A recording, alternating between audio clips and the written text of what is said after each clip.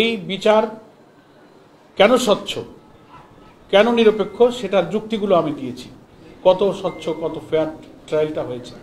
আর আমাদের নেতৃবৃন্দের বিচার কেন পক্ষপাত দুষ্ট হয়েছে, কেন এটা অত্যাচার হয়েছে, কেন এটা বিচারের গণহত্যা হয়েছে, সেটারও ব্যাখ্যা আমি দিয়েছি। আমি রিপিট করতে চাই না। মানে রায় বাইরে থেকে লিখে দিয়ে স্কাইপে কেলেঙ্কারি হয়েছে, আদালত চত্বর থেকে আসামি গুম করা হয়েছে, তাই না? ফলে সেখানকার সরকার তখন একটা পলিটিক্যাল গভর্নমেন্ট ক্ষমতায় ছিল, বিচারক, বাদী, সাক্ষী সব রাজনৈতিক একটা দলের ছিল। এখন তো কোনো পলিটিক্যাল গভর্নমেন্ট ক্ষমতায় নাই। এই বিচারকে স্বচ্ছ বলার এটা বড় লজিক যে এখন কোনো সরকার রাজনৈতিক দলের নয়, এখন বিচার ব্যবস্থা স্বাধীন। কোনো পলিটিক্যাল পার্টি ট্রাইব্যুনালের উপরে হস্তক্ষেপ করার কোনো সুযোগ নেই। এখন কোনো রাজনৈতিক দল তো ক্ষমতায় নাই, কিন্তু সে সময় তারা নগ্নভাবে হস্তক্ষেপ করেছে। আপনারা আজকে রায়ের মধ্যে দেখেছেন তো, শেখ হাসিনা ওই সময় কিভাবে ডিকটেট করছে, আমি ওকে ফাঁসি দেবো, যেমন এই করব সে করব। আমি প্রধানের সাথে কথা বলেছি, কি সব ভাষায় তার ডিকটেশনগুলো। হ্যাঁ, জাতিসংঘের রিপোর্টে মানবাধিকার এবং গুম কমিশনের রিপোর্টের ডিটেলস আসছে। আমার মনে হয় আপনারা সবাই সাংবাদিক সচেতন, ফলে প্রশ্নাতীতভাবে এই বিচার হচ্ছে স্বচ্ছ। 2024-এর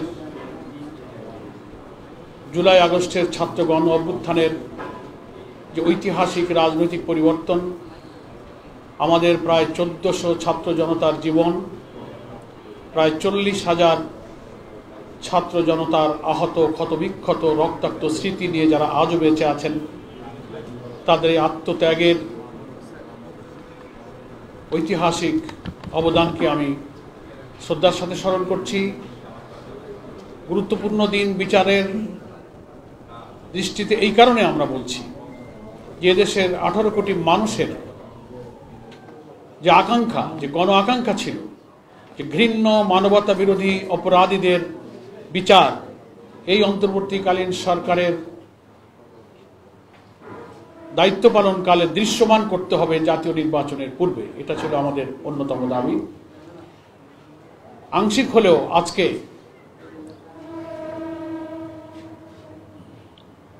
ট্রাইব্যুনালের রায়ের মধ্য দিয়ে সেই জাতির আশাটা কিছুটা পূর্ণ হয়েছে।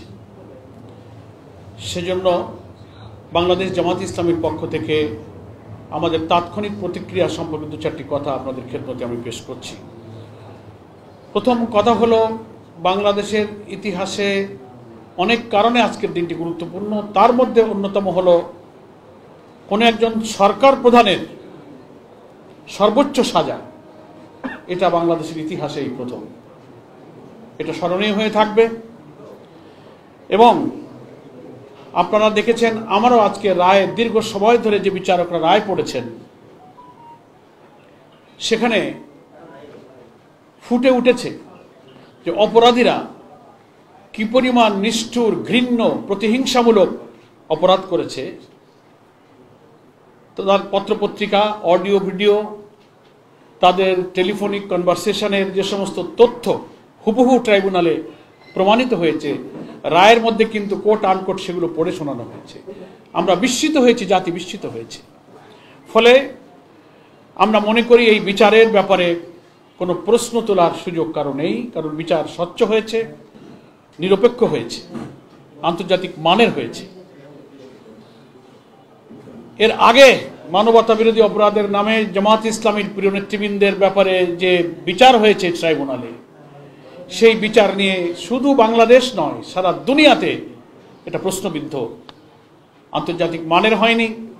সে বিচারের বাদী সাজানো, এজাহার সাজানো, মামলা সাজানো, সাক্ষী সাজানো, বিচারক সাজানো, রায় সাজানো, আদালতের চত্বর থেকে সাক্ষীকে গুম করা, বিদেশ থেকে রায় লিখে দিয়ে ডিকটেট করা, স্কাইপে কেলেঙ্কারি, সেই বিচার ব্রিটিশ আদালতে এরকমই একটা বিচারের জাজমেন্ট দিতে গিয়ে সেখানে বলা হয়েছে জেনোসাইড অফ জাস্টিস।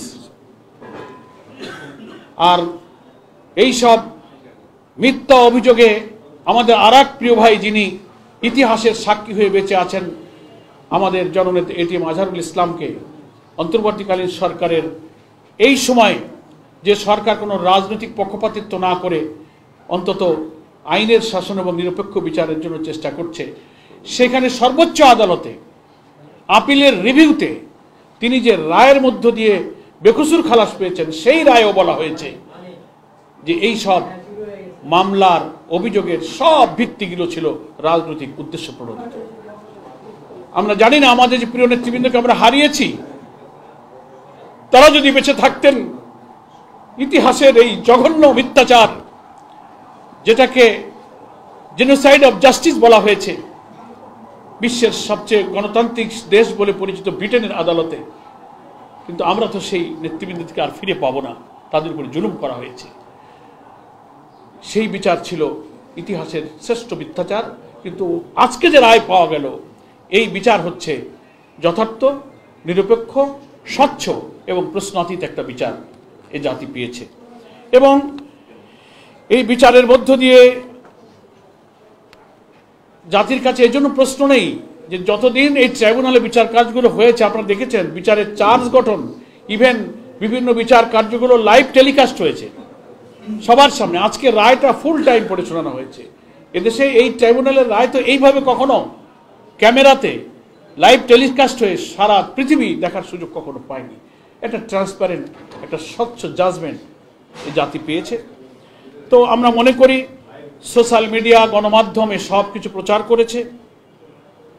আজকে আমরা এতটুকু মন্তব্য করব, যাদেরকে নিষ্ঠুরভাবে হত্যা করা হয়েছে, আয়না ঘরে খুন খারাপি করে, ক্রস ফায়ারে বিভিন্নভাবে শেষ করা হয়েছে, পিলখানা, শাপলা চত্বর, আরও বিচার প্রক্রিয়া তো সামনে আছে।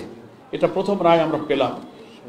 সেই জন্য আমরা মনে করি সবগুলোরই নিরপেক্ষ, স্বচ্ছ বিচার হওয়া উচিত। আজকের রায়ের মধ্য দিয়ে অন্তত ক্ষতিগ্রস্ত পরিবারগুলো, যাদের পিতা হারিয়েছে, স্বামী হারিয়েছে, সন্তান হারিয়েছে, তাদের পূর্ণ ক্ষতির পূরণ হয়তো কোনোদিন হবে না, কিন্তু কিছুটা স্বস্তি তাদের হৃদয়ে এসেছে, একটা সুবিচার তারা দেখতে পেল। এজন্য রাষ্ট্র বা সরকার, তার কোনো প্রধান, কোনো কর্তা ব্যক্তি, রাজনৈতিক কোনো বড় নেতা যতই ক্ষমতাবান হোক, তারা যে আইন এবং বিচারের ঊর্ধ্বে নয়, এ রায়ের মধ্যে দিয়ে আজকে সেটি প্রতিষ্ঠিত হল। আমি মনে করি ভবিষ্যতে বাংলাদেশের যারা জুডিশিয়ারিতে থাকবেন, ম্যাজিস্ট্রেসিতে থাকবেন, বিচারের এই বিরাট জিম্মাদারি সৃষ্টিকর্তার পক্ষ থেকে মানুষের জীবন মৃত্যুর ফয়সালার মতো দুনিয়ার বিচারের দায়িত্ব যারা গ্রহণ করবেন, এই রায় থেকে এই বিচারকদের, প্রসিকিউশনে যারা ছিলেন, তাদের দৃঢ়তা, সাহসিকতা থেকে শিক্ষা গ্রহণ করা উচিত, যেন আমাদের দেশে আর কখনো বিচারক হোক, প্রশাসক হোক, কেউ যেন ফ্যাসিবাদী না হয়ে ওঠেন, কর্তৃত্ববাদী না হয়ে ওঠেন, অত্যাচারী না হয়ে ওঠেন। আল্লাহ রসুল সাল্লাল্লাহু আলাইহি ওয়াসাল্লাম হাদিস শরীফের মধ্যে বলেছেন যে 7 শ্রেণীর মানুষ কিয়ামতের কঠিন দিনে আল্লাহর আরশের ছায়া পাবেন, তার মধ্যে একটা শ্রেণী হলো ন্যায় বিচারক, সুলতানুল আদল বলা হয়েছে। এটা মনে থাকে না বিচারকদের। তো এটা জাতির জন্য একটা শিক্ষা হয়ে থাকবে। বিচারকে ঘিরে সারা দেশে কয়েকদিন যে নাশকতা, রায়ের ঘোষণার কথা, রায়ের দিনকে আজকে কেন্দ্র করে ককটেল নিক্ষেপ, গাড়ি পোড়ানো, বিভিন্ন জায়গায় অবরোধ সৃষ্টি করার যে সমস্ত পায়তারা করা হয়েছে, জাতি সেগুলো প্রত্যাখ্যান করেছে, জাতি সেটা গ্রহণ করেনি। তাদের সাথে এদেশের রাজনীতি আর যায় না। ফলে মৃত্যুদণ্ডপ্রাপ্ত আসামিকে, এখন তো মৃত্যুদণ্ডপ্রাপ্ত যাদের নাম, যাদের রায় হলো, তারা এখন কিন্তু পলাতক। এই পলাতক মৃত্যুদণ্ডপ্রাপ্ত আসামিকে যারা আশ্রয় দিয়েছেন, আমরা মনে করি এই ঘৃণ্য অপরাধীদের পক্ষে তারা অবলম্বন করেছে। আন্তর্জাতিক সকল আইনের তাদের পরিপন্থী। আমরা দাবি করব তাদের অবশ্যই বাংলাদেশে ফেরত দিতে হবে এবং আইনের কাছে তাদেরকে সোপর্দ করতে হবে। গণতন্ত্রের দাবি করলে, সৎ প্রতিবেশী সুলভ আচরণ দাবি করলে, সৌহার্দ্যপূর্ণ সম্পর্কের দাবিদার প্রতিবেশী হলে, এটি হচ্ছে তার প্রথম দায়িত্ব। একজন পলাতক মৃত্যুদণ্ডপ্রাপ্ত আসামিকে আর বিলম্ব না করে তাকে আইনের কাছে সোপর্দ করা উচিত। সম্মানিত সাংবাদিক বন্ধুগণ, আমরা আর দীর্ঘ বক্তব্য আমরা দিব না। আপনাদের সকলকে ধন্যবাদ জানাই। আপনারা দীর্ঘ সময় ধরে এখানে অপেক্ষা করেছেন। এত বড় মামলার এত দীর্ঘ রায় পড়ে শোনাতে হয়তো আদালতের লম্বা সময় চলে গিয়েছে, আপনারা এখানে ওয়েট করেছেন। আমাদের অনেক নেতৃবৃন্দ এখানে আছেন।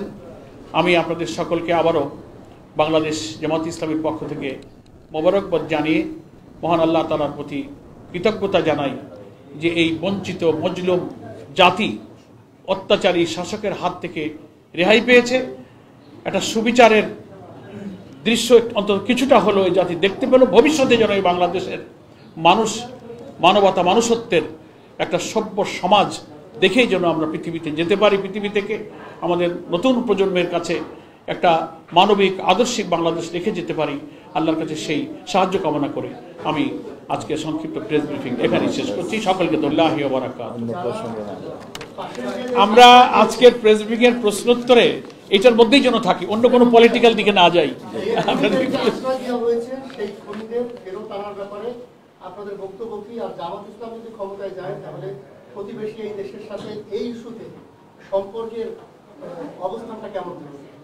দুইটা প্রশ্ন আপনার। প্রথম কথা হচ্ছে যে এটা আদালতের সাবজেক্ট। এখন পলাতক আসামি কোথায় আছে, তাকে আইনের আওতায় নিয়ে আসবার ব্যাপারে দেশে আইনের কিছু বিধান আছে, নিশ্চয়ই তারা সেটা প্রয়োগ করবেন। এটা রাজনৈতিক দল হিসেবে আমাদের যে দাবি সেটা কিন্তু আমি আজকে প্রেস ব্রিফিংয়ে আমাদের আহ্বান জানালাম। এর বেশি পলিটিক্যাল পার্টি হিসেবে আমাদের বেশি কিছু করণীয় নেই। আমরা সরকারকে, আদালতকে ব্যাপারে দল হিসেবে যতটুকু আমাদের দায়িত্ব থাকবে আমরা সহযোগিতা করব। আর একটা প্রশ্ন করেছেন,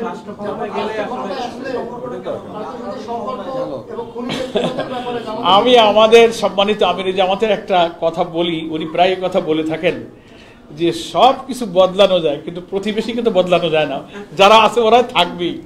এখন আমরা প্রতিবেশীর সাথে, জনগণের সাথে, বিশাল রাষ্ট্রের প্রতিবেশী দেশের জনগণের সাথে তো আমাদের কোনো শত্রুতা নাই। শাসন ক্ষমতায় যারা যখন আসেন তারা যে আমাদের সাথে বৈরী আচরণ করেন, আমাদের বর্ডার কিলিং, আমাদের পানির সমস্যা, ট্রানজিট করিডোর, আর বড় বড় ঘৃণ্য অপরাধীর আশ্রয় দেওয়ার মতো এইসব কাজ, এটা কোনো প্রতিবেশীর কাজ না। যারা আইনের শাসনের প্রতি, গণতন্ত্রের প্রতি, মানবাধিকারের প্রতি, বিচারের প্রতি শ্রদ্ধাশীল, এটা আমি পলিটিক্যাল সব কনটেক্সটের বাইরেও ওপেনলি আমি বলতে চাই যে সারা দুনিয়ার কাছে এটা কখনো গ্রহণযোগ্য হয় না। সেই জন্য আমরা মনে করি জামাতের উপরে যদি আল্লাহ তাআলা এই রাষ্ট্রের দায়িত্ব দেন, আমরা কোনো প্রতিবেশীর সাথে শত্রুতা চাইব না।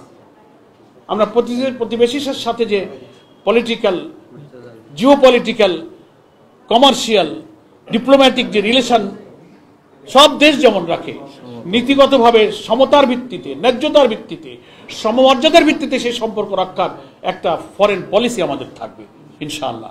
কিন্তু রাষ্ট্রের স্বাধীনতা, সার্বভৌমত্ব, জাতিসত্তার ক্ষতি হয়ে যাবে সে ব্যাপারে আমরা সবসময় প্রতিবাদী থাকবো। জনগণকে সাথে নিয়ে আমরা এই ব্যাপারে ভূমিকা রাখবো।